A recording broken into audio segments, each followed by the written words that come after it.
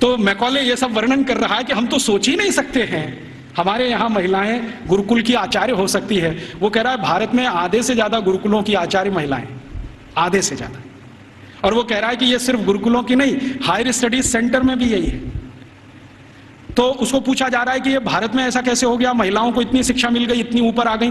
तो वो कहते हैं भारत वाले बिल्कुल विचित्र हैं, ये कुछ और मानते हैं। हम मानते हैं कि स्त्री में आत्मा नहीं होती, भारत वाले कहते हैं कि स्त्री परमात्मा के सबसे नजदीक होती है, क्योंकि उसमें पुरुष से कुछ गुण ज्यादा होते हैं। हमारे सभी शास्त्रों में आप ये देख सकते हैं, चाहे ऋग्वेद में देखना हो तो देख लीजिए। ऋग्वेद के कई सूत्र ऐसे हैं जो ये बताते हैं कि स्त्री पुरुष से ऊंची है, क्योंकि उसमें ईश्वरीय गुण हैं।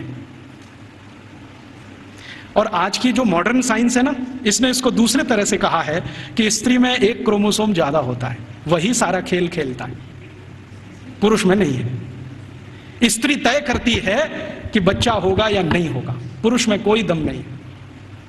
तो ये आज की मॉडर्न साइंस कहती है। हमारी साइंस तो बहुत पहले कह चुकी है कि स्त्री ईश्वर के सबसे नजदीक है। हमारे कई शास्त्रों में ऐसे सूत्र हैं जो ये कहते हैं कि जब समाज को ये पता ना चले कि क्या करना क्या नहीं करना, तो स्त्रियों से पूछो, वो बताएंगे कि क्या करना। क्यों? क्योंकि उनको फंक्शनल नॉलेज सबसे ज्यादा होती है। फंक्शनल नॉलेज हम समझते हैं, जो क्रियात्मक ज्ञान है, जिससे कुछ हो जाता है, ऐसा ज्ञान उनको सबसे ज्यादा है। और फालतू ज्ञान पुरुषों को बहुत होता है। और उसका तमाशा देखना हो तो भारत की संसद को देख लो।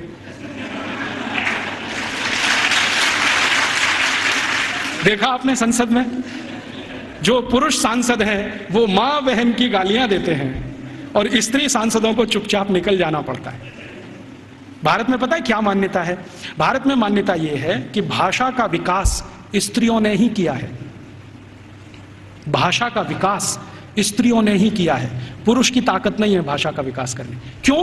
क्योंकि भारतीय भाषाओं में, भारतीय भाषाएं पता है, संस्कृत, तमिल, तेलुगु, कन्नड़, मलयालम, बंगाली माने बंगला, आसामी, उड़िया, ये सब भारतीय भाषाएं। और हिंदी उर्दू मिलने से पहले, अभी तो हिंदी हिंदी नहीं रही है, उसमें बहुत कुछ उर्दू घुस गई है, फारसी पता नहीं क्या क्या घुस गया। तो हिंदी उर्दू मिलने से पहले और बाकी सब भारतीय भाषाएं। आपको मालूम है इनमें गालियां नहीं है, एक भी गाली नहीं है।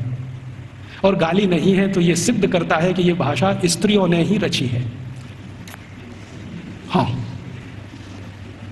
क्योंकि स्त्रियों में कितना भी गुस्सा हो, गाली नहीं निकलती उनके मुंह से, क्योंकि ईश्वरीय गुण है उनमें कुछ। तो मैकॉले कह रहा है कि भारत में स्त्री ईश्वर के नजदीक है, परमात्मा के नजदीक है। और वो एक सूत्र सुना रहा है, पता नहीं उसको कहां से मिल गया। वो कहता है भारत के लोग ऐसा कहते हैं कि स्त्री के बिना मोक्ष नहीं होता। और ये एक दिन मुझे भी अनुभव हुआ है। मैं दक्षिण भारत में गया था, एक गांव में व्याख्यान देने। वो गांव में एक मंदिर है, बड़ा मशहूर मंदिर है। मैंने सोचा मैं भी दर्शन करूं, तो पुजारी ने कहा आप अंदर नहीं जा सकते। मैं पूछा क्यों? क्या आप ब्रह्मचारी हैं? मैं पूछा तो क्या हुआ, ब्रह्मचारी हूं, अंदर नहीं जा सकता। नहीं जा सकते। क्यों नहीं जा सकता? कि आप पवित्र नहीं है। मैं पूछा वो कैसे? उन्होंने कहा पवित्रता तो स्त्री के आने के बाद ही आती है।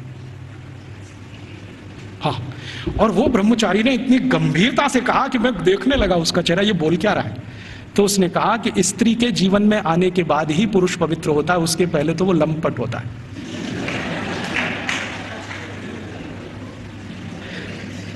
तो मंदिर में मुझे घुसने नहीं दिया उसने। और वो कहता आप तो क्या, हजारों साल से यहां कोई भी व्यक्ति बिना पत्नी के मंदिर में गया नहीं है। तो मैंने कहा ठीक है, फिर कभी हो तो सोचूंगा। तो मैं वापस चला आया। ये बात को मैकॉले बोल रहा है वहां कि भारतवासी बोलते हैं कि मोक्ष स्त्री के साथ ही होता है।